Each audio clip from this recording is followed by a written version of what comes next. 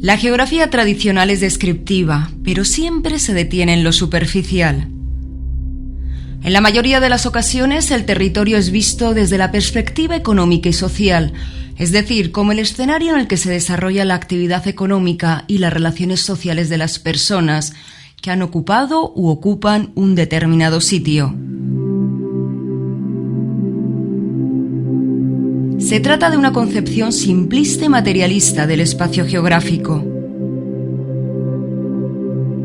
Los historiadores, incluyendo a los arqueólogos, han dejado correr ríos de tinta describiendo lugares como el Estrecho de Gibraltar y estudiando las interacciones humanas con el medio y analizando las relaciones comerciales entre las poblaciones situadas a un lado y al otro del brazo del mar que separa Europa y África, pero han descuidado el estudio de la dimensión sagrada del llamado Círculo del Estrecho. Intentando ir más allá de lo evidente, pretendemos mostrar en este documental una dimensión poco conocida y valorada de Ceuta, como es la condición sagrada. La sacralidad de Ceuta ha quedado recogida en un mito cuyo origen desconocemos, pero que ha sido enriquecido por todas las civilizaciones que se han asentado en este lugar mágico y mítico. El tema principal de este relato mítico es el de la ubicación en este sitio de un árbol, planta o manantial capaz de otorgar la vida eterna al héroe destinado a hallarlo. En el primero de los mitos vinculados con la idea de la inmortalidad, el de Gilgamesh, se refiere al extremo de Occidente como el sitio en el que se encuentra la planta capaz de otorgar la eterna juventud a quien la coma. Hasta aquí también llegó el desdichado Ulises, arrastrado por las olas para ser acogido por la ninfa Calipso en la isla de Ogygia. Este lugar y sus inmediaciones fue descrito por Homero como un paraíso terrenal, en el que Calipso le ofreció la oportunidad de ser inmortal.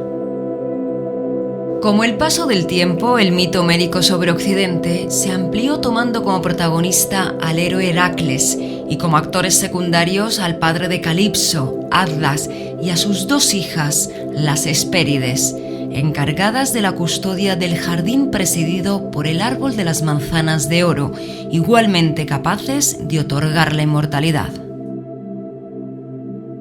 Esta persistencia en la temática de la inmortalidad en la mitificación de los paisajes del Estrecho de Gibraltar puede explicarse en parte por la consideración circular del tiempo y el espacio en la antigüedad y en la Edad Media.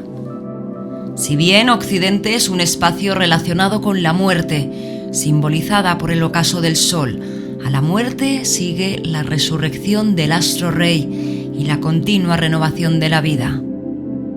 Los lugares relacionados con la renovación de la vida son considerados en la cosmovisión mítica el centro del mundo. A partir de este centro se dibuja un círculo sagrado que marca el límite entre el caos y el orden. Este último es establecido mediante una serie de rituales que permiten trasladar el orden cósmico al espacio que va a ser consagrado. La vinculación entre los poderes telúricos y celestiales queda establecida por el Axis Mundi, en muchas ocasiones simbolizado por el árbol de la vida.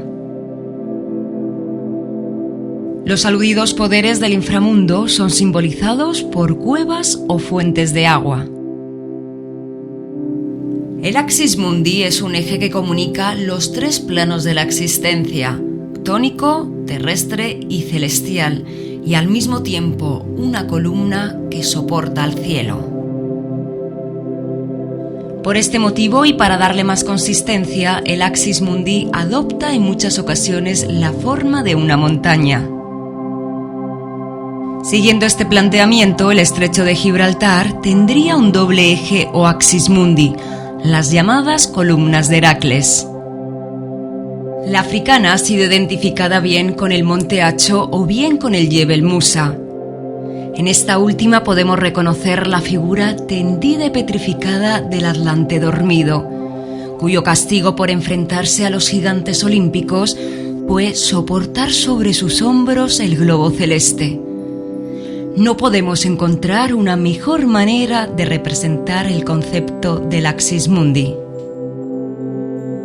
Atlas solo se libró de este castigo durante el breve lapso de tiempo en el que descargó su carga sobre los hombros del Heracles para ir a por las manzanas doradas del jardín de la Hespérides, una vez que el héroe había matado con una de las flechas a la temible serpiente Ladón que protegía el árbol de la vida. Con este gesto, Heracles asumió el papel de Axis Mundi y consagró su papel heroico. En este relato mitológico, las dos columnas del estrecho, Calpe y Avila, resultan ser los dos querubines que protegen la entrada al paraíso perdido y cierran el camino al árbol de la vida. La superación de las dos columnas simboliza el triunfo sobre el miedo y el deseo.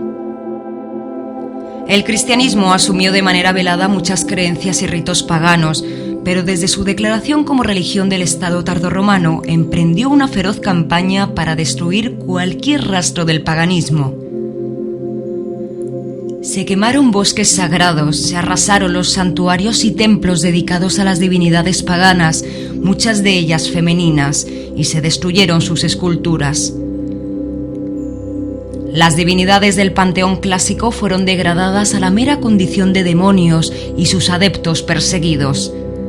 Esta empresa de eliminación de cualquier forma de paganismo fue seguida y ampliada en Oriente por judíos y musulmanes. Occidente es un espacio geográfico real y simbólico. Es un lugar de muerte y de tinieblas, pero también es el sitio en el que se sitúan los frutos o las aguas milagrosas que permiten la resurrección del sol y con él de la vida. El gran sueño del ser humano ha consistido en lograr la inmortalidad, y algunos creían que la ciencia y la tecnología iban a lograrlo en un futuro no muy lejano. Pero la crisis ambiental, económica y social, y ahora sanitaria, provocada por la fe ciega del Homo technologicus, con aspiraciones a Homo Deus, ha frustrado este sueño. El reconocimiento de Ceuta y su entorno como sitio sagrado es una oportunidad para convertir a esta ciudad en un lugar idóneo para la meditación y las iniciaciones.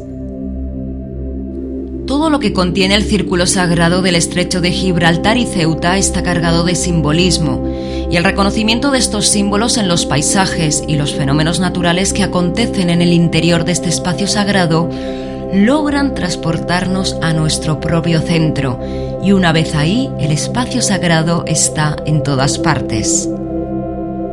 La descripción del espacio sagrado de Ceuta vamos a realizarla tomando como referencia los tres principales planos de la realidad: el subterráneo tónico, el terrenal y el celeste. Comenzando por el mundo subterráneo, la geología nos permite acercarnos a la composición y estructura de un determinado territorio. Si hay un rasgo que caracteriza la geología ceutí, este es el de la diversidad. En Ceuta se han podido identificar una amplia gama de tipos de rocas y minerales, algunos de los cuales fueron explotados desde la antigüedad tardía. El subsuelo también guarda importantes testimonios del carácter sagrado de Ceuta. En el transcurso de una intervención arqueológica en la calle Galea se documentó una gruta artificial en la que se realizaron ritos de magia talismánica y posiblemente se practicó la incubación. Esta gruta, en la que se recuperó un talismán con la imagen de la diosa, nos abre la puerta al conocimiento de la dimensión tónica de las divinidades femeninas. El culto en grutas tiene unas profundas raíces en el área del estrecho y también en el norte de África. El santuario más importante que se conoce en el círculo sagrado del estrecho de Gibraltar se encuentra precisamente en el monte que en la actualidad da nombre a este brazo de mar. Nos referimos a la cueva de Goram del Peñón de Gibraltar. Cerca de su entrada existe una gran estalagmita que pudo ser adorada como la imagen anicónica de una diosa. Este santuario, según lo han interpretado algunos investigadores, pudo ser considerado una puerta al Hades profundo. El talismán de la calle Galea sigue la simbología de Corecos Mou, la versión hermética de Isis Iniciativa y una de las formas que adopta Sofía Eterna. La diosa Isis fue objeto de un extendido culto en el estrecho de Gibraltar durante la época romana. Contamos con evidencias de su adoración en Septemfrates, en Ceuta, y también en Baelo Claudia. En esta importante ciudad romana del Fretem Gaditanum se conservan los restos de un templo dedicado a los cultos y rituales isíacos. Este espacio cultural incluye una cripta en el que se guardaría la imagen de la divinidad. Por tanto, estaríamos ante una clara alusión a la consideración de Isis como una divinidad tónica. No menos interesante es el estudio de los ritos funerarios en Baelo Claudia. Sobre las urnas cinerarias se colocaban unos curiosos betilos esculpidos en lumaquela o caliza conchífera, algunos con formas antropomórficas y otros más simples, de estilo cónico, con una base cuadrada. Estos betilos podrían simbolizar el axis mundi, que conectaba el espíritu del fallecido con la esfera supraceleste. La base cuadrada es un símbolo del cuaternario o mandala, y es posible que cada una de las caras aludieran a los 4 puntos cardinales. Desconocemos si estos betilos eran orientados según las mencionadas referencias geográficas y solares. Puede que tampoco sea casual la elección de un tipo de roca con presencia de conchas marinas. La concha es un símbolo relacionado con el Renacimiento. En la intervención arqueológica de urgencia en la calle Jáudenes se halló lo que podría ser uno de estos betilos en el relleno de una de las piletas para la maceración de salazones de pescado. En contraste con la oscuridad asociada a la diosa Isis, los dioses solares eran símbolos de la poderosa luz del astro rey. Sin lugar a dudas, el estrecho de Gibraltar era un lugar idóneo para los ritos solares debido a su relación simbólica con el ocaso del sol y su descenso al inframundo. En Plinio el Viejo encontramos una alusión directa a la práctica de rituales en lo alto de la montaña del Atlas, consistentes en bailes alrededor de una hoguera en las fechas del solsticio de verano. Este tipo de celebraciones paganas continuaron en época medieval islámica en Ceuta, no sin suscitar el malestar y las quejas de las autoridades religiosas musulmanas. Relacionado también con la adoración al sol, tenemos que hacer mención al molde de pastelería de la época romana hallado en la calle Jáudenes, que hemos vinculado a los ritos solares y al culto con el dios Helios. El sol es un elemento indispensable para la inmensa mayoría de las formas de vida animal y vegetal.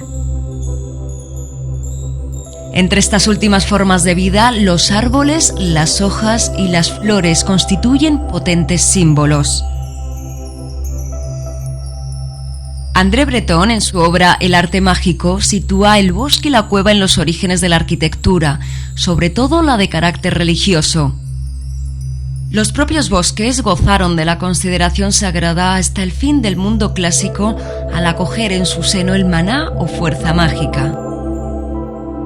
En el área próxima al estrecho de Gibraltar, las fuentes clásicas, en concreto Pomponio Mela en su obra titulada De Situ Orbis, habló de un bosque sagrado denominado Oleastrum, que debió localizarse en el actual término municipal de Puerto Real.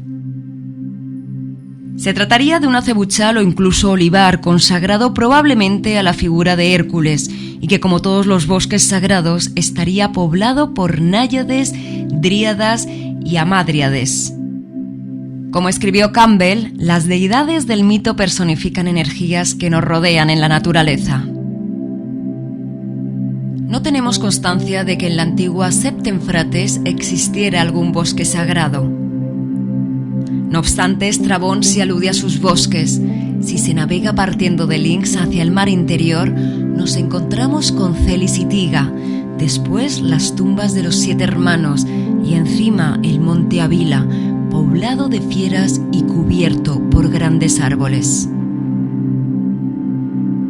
Posac puntualizó que Estrabón calificó al monte Avila como los términos politerón y megalodendrón, es decir, abundante en fieras y cubierto de espesa arboleda o árboles muy grandes. Incluso Plinio se refiere a la presencia de elefantes en ese monte, aunque es poco probable, dado el tamaño de la península septense, que pudiera acogerlos. Lo que sí confirman las fuentes medievales es la existencia de un denso bosque en el entorno ceutí. Si bien, como hemos indicado, no hay referencias escritas a un bosque sagrado como tal en Septemfrates, pero sí podemos encontrar diversas alusiones y comentarios en los textos clásicos sobre el famoso Jardín de las Hespérides, cuyo centro ocupaba el árbol de las manzanas de oro. Respecto a la ubicación de este jardín, Estrabón da a entender que se situaría junto a Ceuta, mientras que Plinio lo localizaría junto a Lixus. Basándose en la descripción del entorno de Ceuta que nos ha legado el geógrafo ceutí Al-Idrisi, el investigador Closa Farrés considera más acertada la localización del Jardín de las Hespérides en el entorno ceutí, yendo incluso más lejos que ninguno de los investigadores que han estudiado el mito del Jardín de las Hespérides. El aludido investigador propuso que las 7 colinas reconocibles antaño en la Almina corresponderían a las 7 Hespérides. Estas 7 colinas tendrían la finalidad astrológica y astronómica de la observación de los 7 planetas. En el mismo sentido, el Jardín de las Hespérides fue reinterpretado en la mitología medieval islámica y convertido en el Jardín del Irem. Este jardín sería el inspirador de los 7 monumentos de la Alhambra, los cuales desde un punto de vista esotérico corresponderían a la Torre de los 7 Suelos o de las 7 Etapas. Según la leyenda recogida por Washington Irving, nadie pudo superar la 4ª etapa. Tenemos que imaginar la Almina ceutí como un gran teatro cuyo graderío o cavea desciende hacia el mar, con su pórticus superior presidido por las estatuas de los 7 planetas. Desde sus gradas es posible contemplar un espectáculo sin igual, como son los paisajes del estrecho de Gibraltar, los atardeceres y amaneceres y el paso de aves, atunes y cetáceos. El mar es el elemento predominante en el círculo sagrado del estrecho. Este verde está presente en el betil urobórico hallado en la calle Galea, una piedra sagrada que simboliza la confluencia de los 2 mares y la conjunción de los opuestos, el principio masculino de las frías aguas del Océano Atlántico y las cálidas aguas del mar Mediterráneo. Estos 2 principios, en forma de energía vital de distinta temperatura y polaridad, ascienden por nuestra columna vertebral, como la serpiente del Adón que defendía el árbol de la vida en el Jardín de las Hespérides. Cuando meditamos sobre estos símbolos inspirados por la contemplación del estrecho de Gibraltar, nos transformamos en el centro del mundo y nuestro cuerpo se transmuta para convertirse en un axis mundi, que conecta el inframundo, la tierra y el cielo. En este estado damos vueltas en espiral en torno a nuestro centro, a nuestro templo interior, y movilizamos la energía vital. El mar es capaz de suscitar el pleno despliegue de la imaginación. Desde las colinas de la Almina, o aún mejor, desde el mágico promontorio del Monte Hacho, es posible imaginar la elevada columna de agua que mueve las corrientes marinas visibles en el fondo y en la superficie, sobre todo en las inmediaciones de Punta Almina.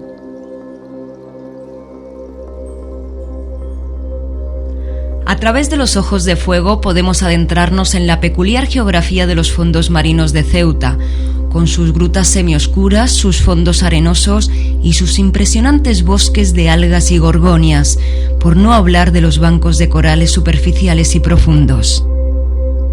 Cierto es que la fotografía submarina es un arte practicado por cada vez más número de personas, pero son pocos los que se han inspirado en la vida marina para la expresión artística, ya sea plástica o poética.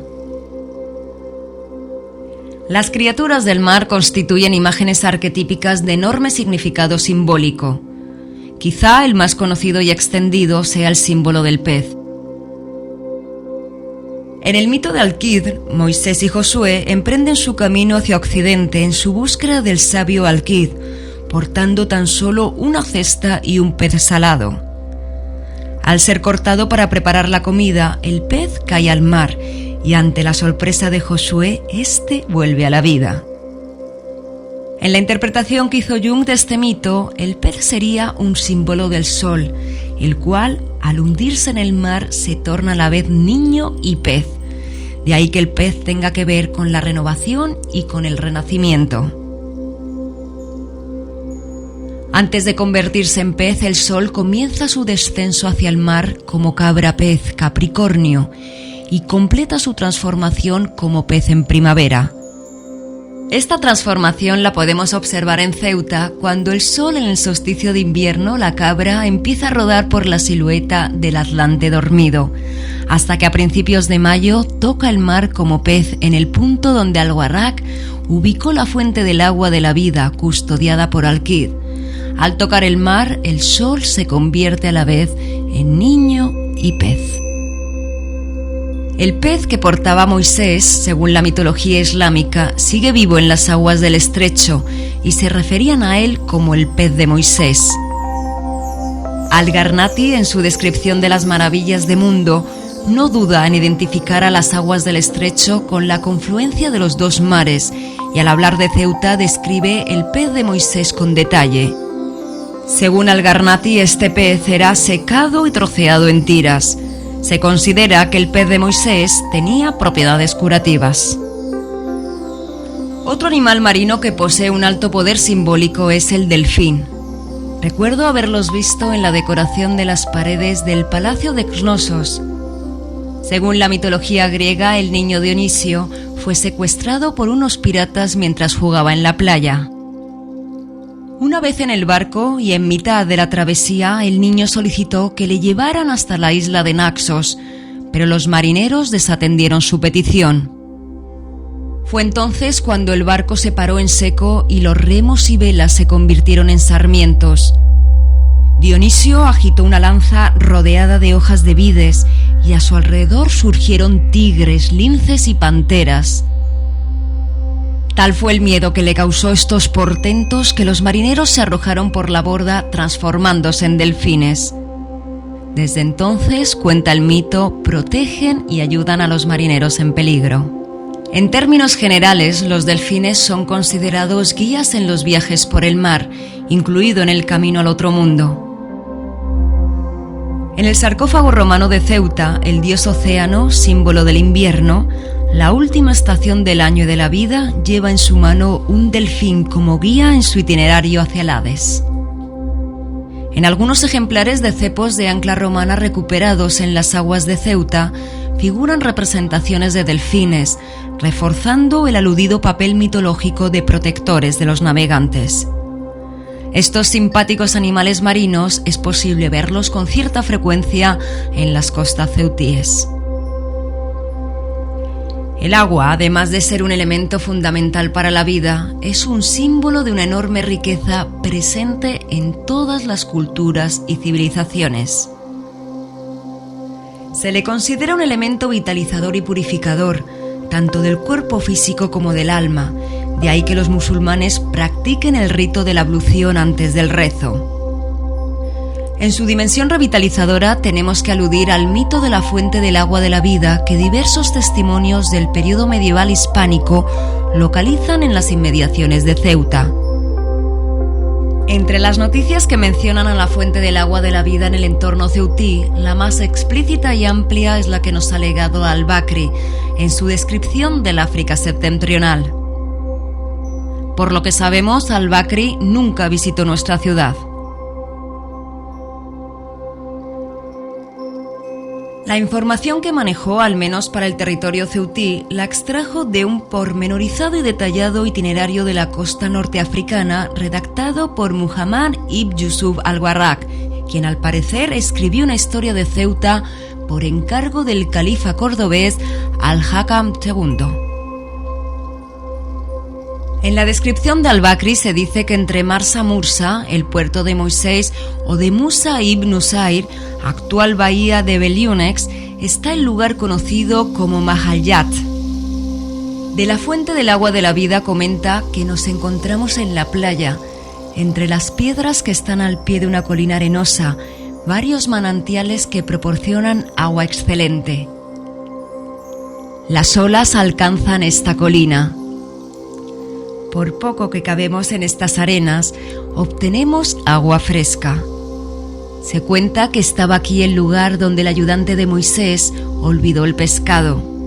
Encontramos en este paraje y en ninguna otra parte un pez que lleva el nombre de pez de Moisés. En tiempos más recientes, el investigador Siraj incluyó en su obra L'Image de la Tangitan un amplio capítulo dedicado al análisis del itinerario de Al-Warraq. Siguiendo la descripción de Al-Warraq, Siraj sitúa en un plano de fuente del agua de la vida en el entorno de Punta Bermeja. En este lugar aún se conserva una fuente al que todavía acuden algunos ceutíes para obtener agua y que es conocida con el nombre de Fuente de la Victoria. Toda esta zona fue muy alterada con el trazado del ferrocarril que servía para el transporte del material pétreo extraído de la cantera de Benzú, para la construcción del puerto de Ceuta, y posteriormente por la apertura de la carretera que en la actualidad conecta el poblado de Benzú con el resto del territorio ceutí. A principios del siglo XXI, unas obras de remodelación de la carretera afectaron gravemente a la Fuente de la Victoria. No obstante, y a pesar de todas estas alteraciones, un hilo de agua sigue dando testimonio de este manantial que podría corresponder a la mítica fuente del agua de la vida, Ma al-Hayat.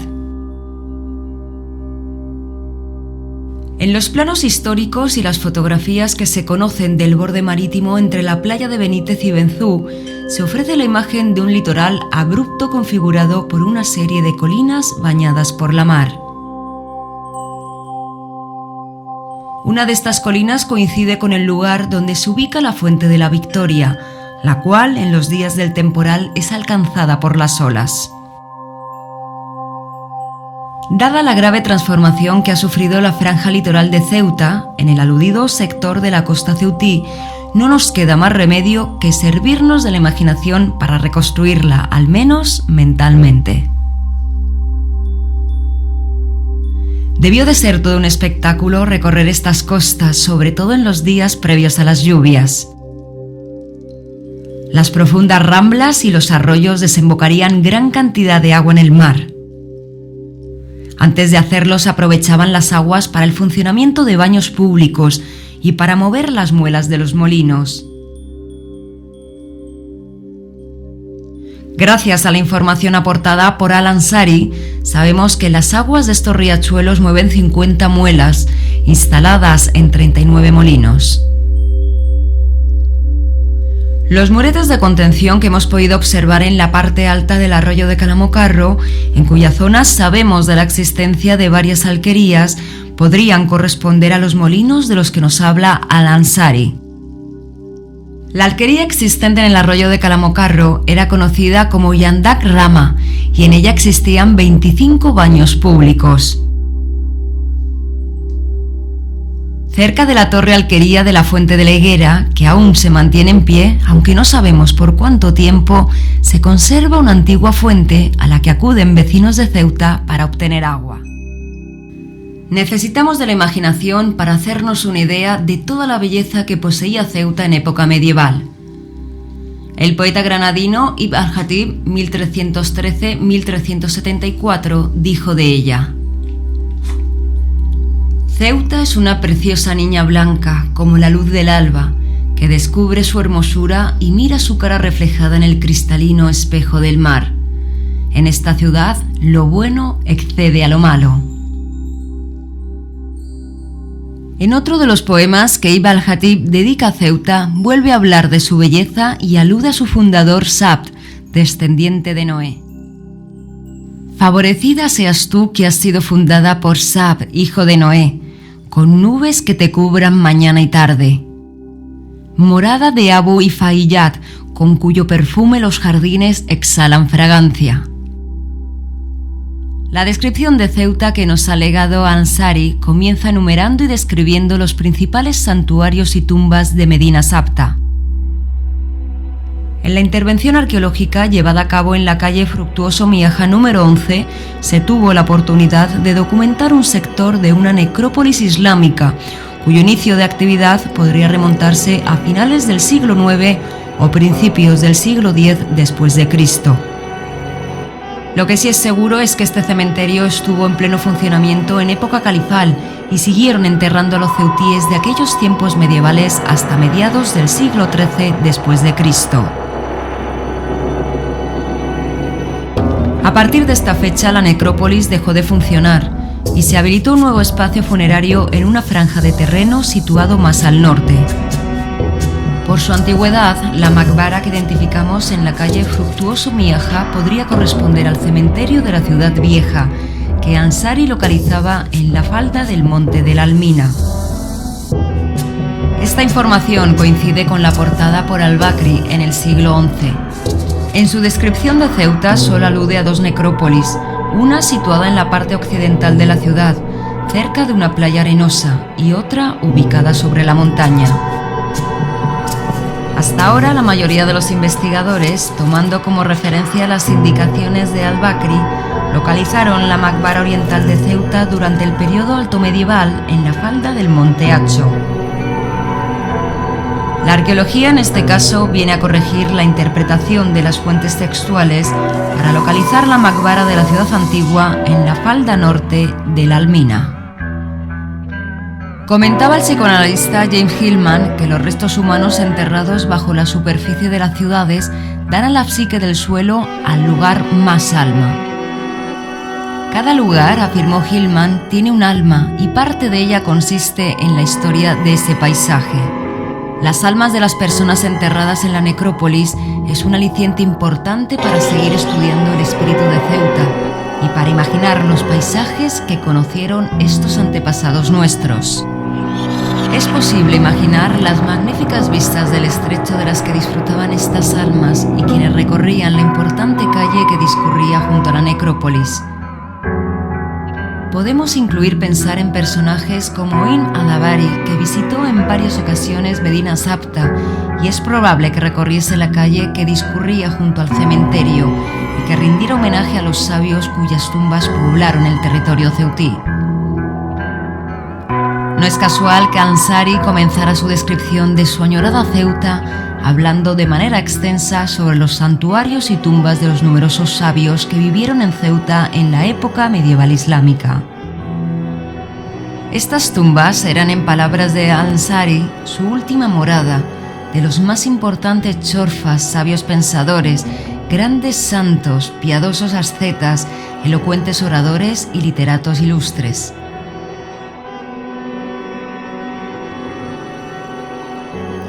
Estas tumbas eran, en palabras de Ansari, la última morada de los más importantes chorfas, sabios pensadores, grandes santos, piadosos ascetas, elocuentes oradores y literatos ilustres. Al-Ansari sabía que las almas de estos grandes personajes definían el espíritu de este lugar sagrado y mágico. De la extensa lista de sabios y santos que vivieron en la Ceuta medieval islámica, podemos destacar a 4 ceutíes de nacimiento: Kabi-Yak, 1083-1149, Al-Idrisi, 1100-1165, Sidi al-Bas al-Sabti, 1130-1205 y Abu al-Qasid al-Basri, 1297-1359. Otros grandes pensadores vinculados a Ceuta no nacieron aquí, pero residieron durante un tiempo en Medina Sabta, como el murciano Ibn Sabin, 1217-1270. Tampoco podemos olvidar a los grandes personajes de la época que frecuentaron Ceuta para aprender de los grandes sabios de esta tierra, como el gran Ibn al-Arabi, 1165-1240. El célebre pensador y místico murciano tuvo varios maestros en Medina Sabta, entre ellos Ibn Quzman, un sufí que había alcanzado el grado del azufre rojo y era poseedor de una gran baraca. Según ha explicado en sus trabajos Fernando Mora, un reputado especialista en la vida y el pensamiento de Ibn Arabi, el azufre rojo es el más elevado de los rangos a los que puede aspirar un místico islámico. Sidi Abbas al-Sabti nació en Ceuta en el 1130. y permaneció en su ciudad natal hasta la edad de 15 años. Tras esta primera etapa en Ceuta, se trasladó a Marrakech, donde impartió clases de aritmética y gramática. Su fama le vino por el ejercicio de la caridad y la pobreza voluntaria. Con un simple hábito de lana recorría las calles de Marrakech, animando a la gente a ser generosos y fieles musulmanes. Según recogen algunas crónicas de la época, pasaba buena parte de su tiempo en una gruta cercana a un manantial, localizada en las inmediaciones de Marrakech. Esta costumbre parece que la adquirió en Ceuta.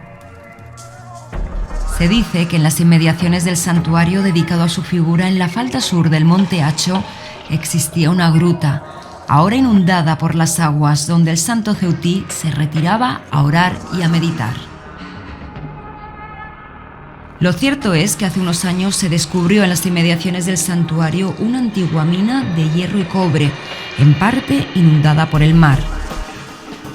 No sabemos si esta galería fue excavada aprovechando alguna gruta natural marina y pudo ser la que sirvió de cenobio para el santo ceutí. Aún más cerca del santuario, en otra mina de hierro de época moderna, algunos musulmanes, sobre todo mujeres, depositan en la entrada o bien en el interior distintos tipos de ofrendas, entre las que abundan las velas. La baraka de Sidi al-Abbas al-Sabti era considerada tan fuerte que en los siglos XV y XVI y posiblemente antes, su santuario acogía populosas romerías y peregrinaciones. La estrecha relación de Medina Sabta con un gran número de importantes santos explica que esta pequeña península, situada en la confluencia de los dos mares, haya sido considerada un importante lugar sagrado para los musulmanes. Cuentan algunos musulmanes ceutíes que hasta hace no muchas décadas los fieles que entraban en la ciudad de Marruecos se descalzaban al pisar la tierra sagrada de Ceuta. En cuanto a los sabios que nacieron o vivieron en Ceuta, una figura especialmente interesante es la del pensador y místico Ibn Sabin. Como muchos murcianos del siglo XIII, Ibn Sabin se vio obligado a abandonar su tierra debido al rápido avance de la reconquista cristiana y a buscar refugio al otro lado del estrecho. Ceuta se benefició de esta inmigración forzada con la llegada de altas personalidades de Al-Ándalus, pero también sufrió grandes dificultades para acoger a un importante contingente de población procedente del sur de la península ibérica. La atractiva personalidad de Ibn Sabin creó en torno a sí un ancho círculo de seguidores, llamados los Sab'iniyun, que profesaban la pobreza voluntaria. Uno de los objetivos de este documental es resantificar Ceuta, y la manera de lograrlo es reescribiendo los mitos que explican este lugar. Según Campbell, la nueva mitología tiene que dirigirse al despertar de los individuos en el conocimiento de sí mismos, no simplemente como individualidades luchando por un lugar en la superficie de este hermoso planeta, sino igualmente como centros de la mente en general, cada uno a su modo unificado con el todo. Hay que ver la Tierra como la vieron los astronautas del Apolo 11, es decir, como un oasis en el desierto del espacio infinito. Siempre ha sido así, pero hasta ahora no habíamos tomado conciencia del gran milagro que es la vida en el planeta Tierra. Fue necesario tomar distancia de él y contemplarlo desde un astro árido y baldío como la Luna. Desde el satélite de nuestro planeta no se distinguen fronteras, ni mucho menos diferencias raciales, religiosas o políticas. La imagen que captamos es la de una esfera iluminada por el sol, en el que destaca el azul del mar y el verde bosque, que aún no han sido arrasados por el ser humano.